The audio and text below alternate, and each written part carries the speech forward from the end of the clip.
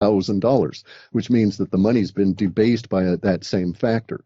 So if you're spending $2 for a gallon of gas now, you can imagine you'll be spending $12 to $15 for a gallon of gas. And that's just the start. Okay. The breakdown goes a different way, okay? Within our data sets, we've always had Canada and Australia dollars because they call them dollars at some level and talk about their currency that way. It lumps in with our dollar, and I've got to go through and separate it out. So I know these two in particular, as well as Ecuador, because they're tied to the U.S. dollar. They show up within our USA POP data sets that way. But the Australian dollar and the Canadian dollar are actually going to strengthen against our failing dollar. Once we get to a certain point, the USA dollar starts going down, and commodity-rich countries like Canada and Australia will start rising because there's going to be a commodity purchase boom by the only buyer on the planet, really, at the moment, which is China. And so those two countries go up. Europe is going to not survive as the euro. And that's going to be horrific for everybody over there in a lot of different ways. There's a lot of that in there. But it's not going to be a all at once kind of thing. It's not going to be all in a week. So, for instance, the data sets show that as we get into fall, the regional banking crises really starts precipitating the rolling out of the crises in the, quote, educational system, which is really the school system. And by that, I'm talking about the colleges. And so because of the lending problems break down there, and because the schools themselves are having problems, we have a number of individuals that aren't working in that industry anymore and aren't attending school. So we get a lot of that showing up. But in terms of mass layoffs, it's different now because you don't really have a situation of mega employers that are going to say lay off 20 or 30,000 people per day for a whole week. It just doesn't really get to that level. The problems show up in regional banks and then what we might think of as the regional or mid-tier companies, so say 500 employees or less, and those are the guys that get hit by this first. Now, the good news is that humans are not stupid. They're motivated by their own personal welfare, and so there are going to be people that are going to start working out solutions as we get into the crises just because they're desperate enough to do it. And some of these solutions show as being valid across the nation as a whole as we go through these next couple of years. But it's going to be a rough couple of years. There's absolutely no question. Will it get as bad as Greece or Cyprus or, Venezuela? Probably, but I don't think that'll be ubiquitous across the country all at the same time. We have these two broad memes, if you will, okay? And one of them is that we've separated out into what we call USA population, USA pop. Then there's global pop. Now, USA is as a population is a subset of the global population. But just separating it and looking at the two, we see that there's these like counter juxtaposition on waves. So as we're going down because we've got to deal with all of the problems that originate from the 40 or 50 years of being lied to constantly about everything economic and everything, period, and we've got to get real on things. Those people that are already real, that are living in what we might call the emerging markets, their trend lines are definitively up. So it'll be really bad here in the Western world, and it'll affect places like the North America very negatively for at least 5 years. But it's going to be sort of a good 5 years because we get to destroy the past and rebuild ourselves more healthy. And at the same time, we've got people on the outside, so to speak, that are doing well that will also be able to help us along, that are not, anti-USA pop, right? That see that, they really do need the assistance and this kind of thing. So we get to have a new relationship with the planet as a population, and we got to work our way through some of the lies of a dying empire, if you will. And this will be a good thing for us in the end.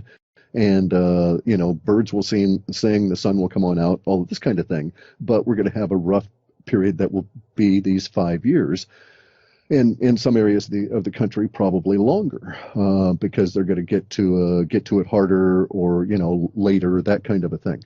But yeah, what do they say? You can ignore reality as long as you want, but you can't ignore the consequences of ignoring reality. And we're at that point right now. They shoot through the roof because the hyperinflation will chase real assets in a definitively human way. If you've gotten a big windfall of, several $100,000, and you realize these $100,000 are less valuable than the money you'd gotten last month, well, you're going to get rid of them. You're not going to hold them. And they'll try and chase silver, gold, and Bitcoin. And very rapidly in our data sets, the silver and gold in the United States go to no offer. That is to say, nobody's offering to sell any simply because the mechanisms here basically what happens is this. In our data sets, we've got all these lies that are breaking down at an economic level. Some of these lies include the idea of setting the value for metals and such within a paper derived or derivative contract kind of a place. And those lies end up going away, and we go to no offer here because people see that, oh, look, if you go and try and sell your silver in the same place that they trade these silver contracts, you'll get maybe $100 an ounce for the stuff. But if you hold out and actually sell it as physical silver to a guy who's willing to come and pay you, you'll get $345 an ounce for it. And that guy is probably going to work on getting it over to China, where they'll pay $500 an ounce for it. And so real arbitrage comes back to real goods again as the confidence factor goes in the dollar.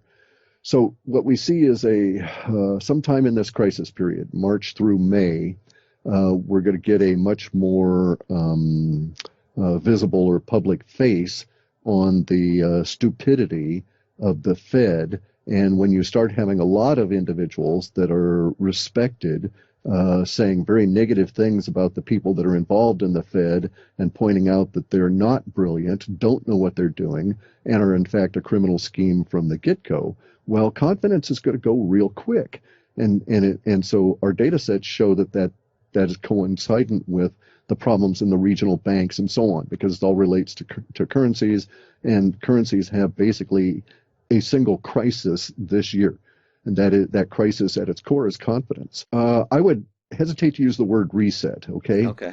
The reason that I hesitate to use that is because I'm not being fixated on the language per se, but there are nuances that need to be brought up.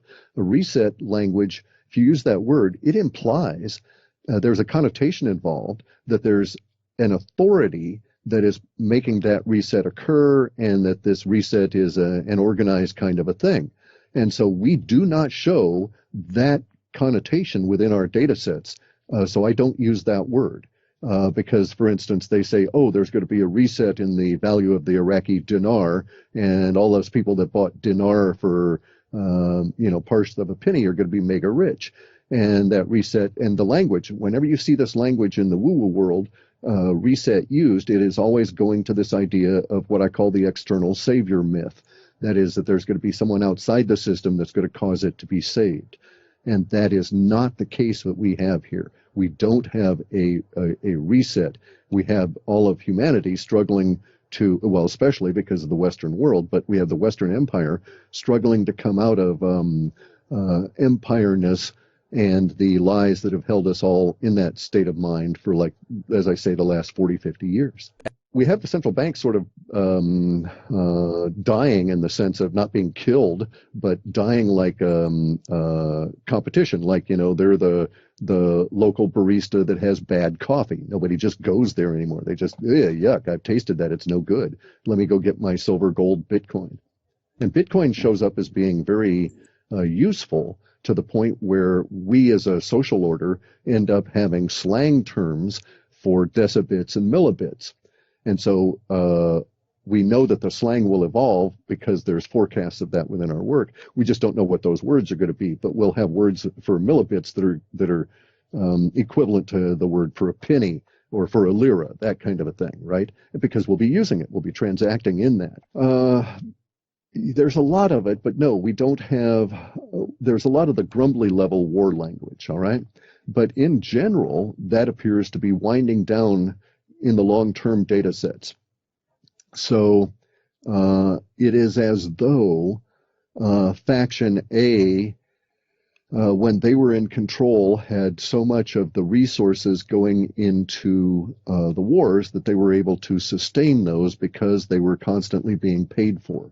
And now that we have two conditions arising, which is that Faction A is no longer in control of those resources, and those resources are dying in and of themselves because they were currency-based, then there's no longer support for all of these grumbling kind of wars around. So in other words, explicitly, the data sets show that the USA POP funding for what we call ISIS or ISIL or Daesh or Daesh or any of these things, for that insurgent level, it just stops. And these people basically, without the money to keep going, fade away over a very brief period of time, just relative few months.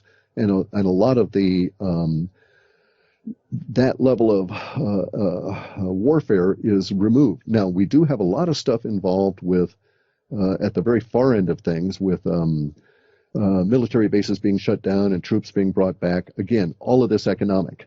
And so the trend, if you will, within our data sets is counter-war, is like anti-war, not like in an anti-war protest, but rather in the breakdown and re-unfoldment of a lot of the older warfare kind of material back into the civilian society, just because we need it, just because we can't afford it anymore.